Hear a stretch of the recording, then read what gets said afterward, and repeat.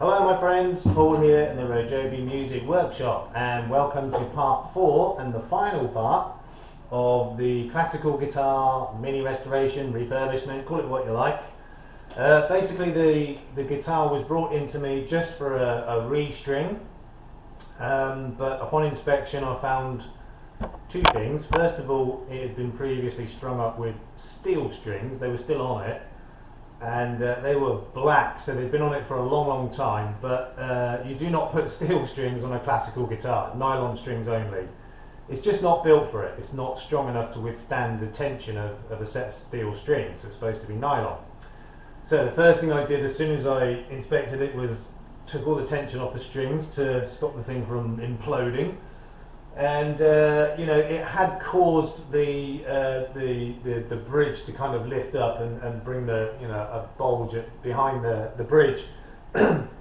Upon relieving the tension of the strings, it did, sort of over a period of time, relax a little bit. It was never going to go back to normal or completely flat, and indeed it didn't. And when I put the new strings on, it's brought it back a little bit.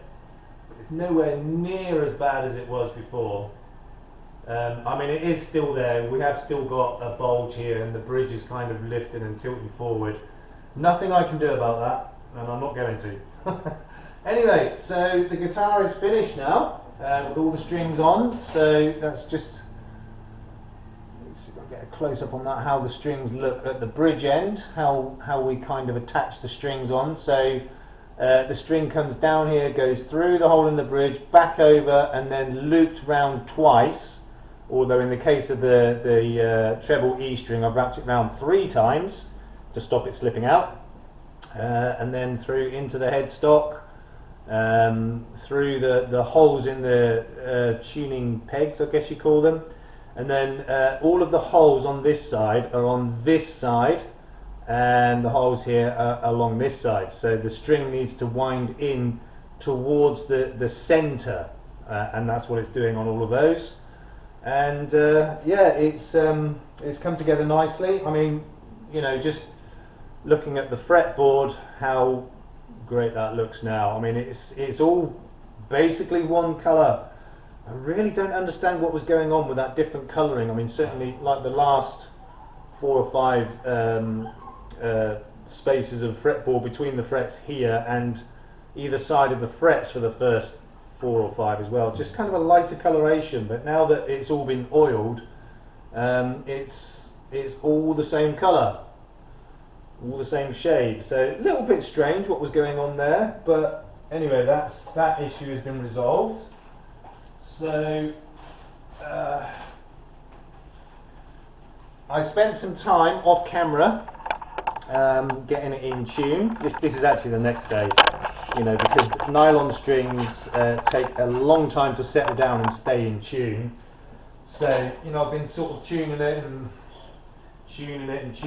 over the past, couple of hours, I suppose, altogether, and now it is in tune. So I'm just using my desktop tuner here just to check the tuning. You're not going to be able to see it, but okay, so let's just check the tuning.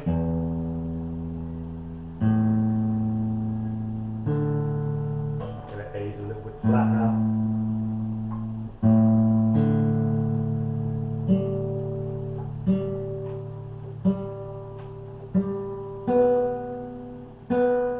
Yeah, I mean, I tuned this up about 10 minutes ago. Over a period of about 20 minutes, keep tuning and tuning, and it has dropped already, and it will do.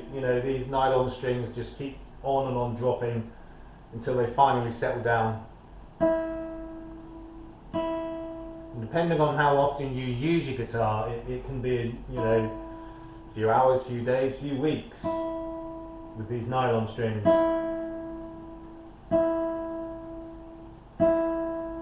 Okay, that's more or less there.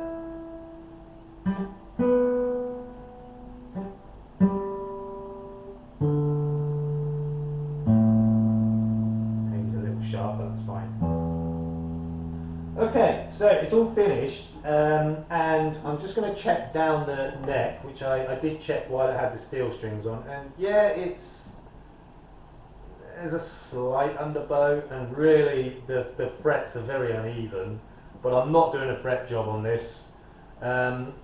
Classical guitars tend to have a slightly higher action than steel string acoustic guitars, but I can see also that the neck angle compared to the body is way too high, and you know, as a result of all of that, we've got, you're not really going to be able to see it too well, but the 12th fret is here where the neck joins the body, and the action is really high. You know, it's looking carefully, actually I can see, you know, this part is kind of sinking down a bit. There's nothing I can do about any of that, and I wouldn't anyway, particularly given the budget. You know, it's a very, very cheap guitar. It's not meant for concert playing or anything like that. But I do want to check the intonation, because the action is so high. A bit concerned that the intonation might be out, although again there's nothing I can do about it. I just want to check for curiosity's sake. So I'll start with a low E, bring that up a tiny bit. Okay, so fret at the 12. Yeah, that's about right actually.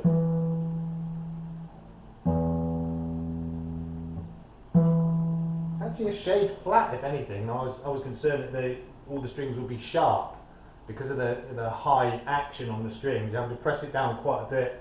It should make the strings sharp. Drop down a bit. Just check that again. Yeah, it's about right. It's close enough. That A's a little sharp, so. Well, that's interesting. It's pretty much bang on.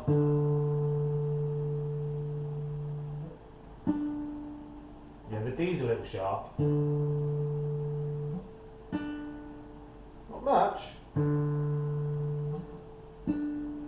Not really enough that you'd notice.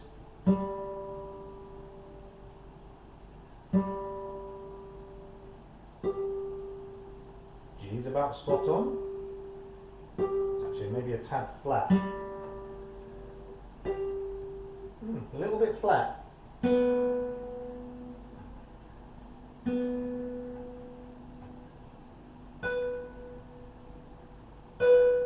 B's about right.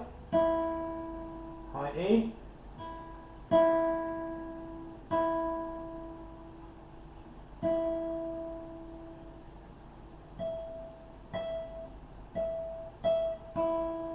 That's also showing a little flat.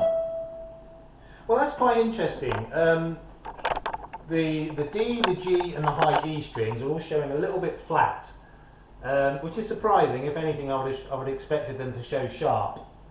But the low E, the A and the B strings are pretty much bang on. So it's, you know, it is more than good enough to be able to be played. Certainly not at, you know, professional level, but it's in good order, and you know, it's actually come out rather nice. So I'm hoping that the customer will like the result. I'm sure they will, because it looks a completely different guitar to what it used to. When it came in, it was pretty grubby and grimy and nasty and just hadn't been taken care of, and now it looks as though it has been taken care of. I mean, like I said, there's no way of telling the age of it. It could be, you know, a couple of years old, could be 10, 20, 30, no one knows really. Well, I don't. And there's a few dings and scratches and scrapes and marks on it, but that, you know, is because it's a used guitar. Wasn't looking for perfection when, you know, refurbishing it, just wanted it to look clean and tidy and be playable, which it now is. So that's the end of this little project. Not quite sure what's coming next, but we will see. So if you're enjoying these videos, please leave a comment, give a thumbs up, share. If you haven't already, subscribe, and you know, hit the notification bell. So I'd like to thank you all for watching. Please look after yourselves, look after each other, and we will see you soon. Peace out.